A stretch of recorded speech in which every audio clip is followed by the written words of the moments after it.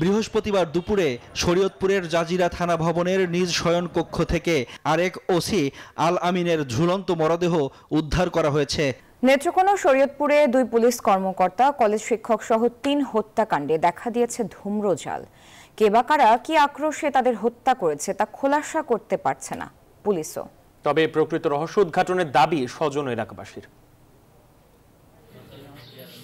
নেত্রকোনার দুর্গাপুর পৌর শহরের পানমহল এলাকার একটি সিসিটিভি ফুটেজে দেখা যাচ্ছে বৃহস্পতিবার সন্ধ্যায় কয়েকজন সন্ত্রাসী ধারালো অস্ত্র দিয়ে পুলিশ পরিদর্শক শফিকুল ইসলামের হাতে পায়ে উপর্যুপুরি কোপাচ্ছেন।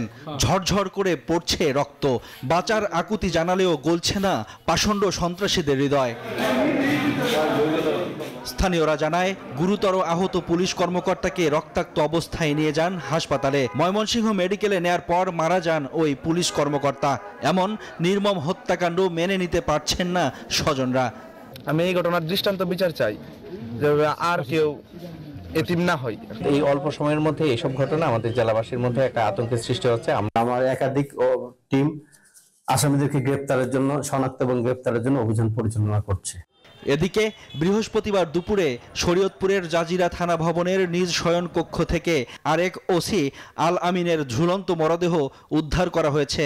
এই হত্যাকাণ্ড নিয়েও দেখা দিয়েছে ধূম্রজাল। স্বজনরা বলছে পারিবারিক কোনো কলহ ছিল না তার, তবে পুলিশ বলছে মানসিক অবসাদগ্রস্ত থেকে আত্মহত্যা।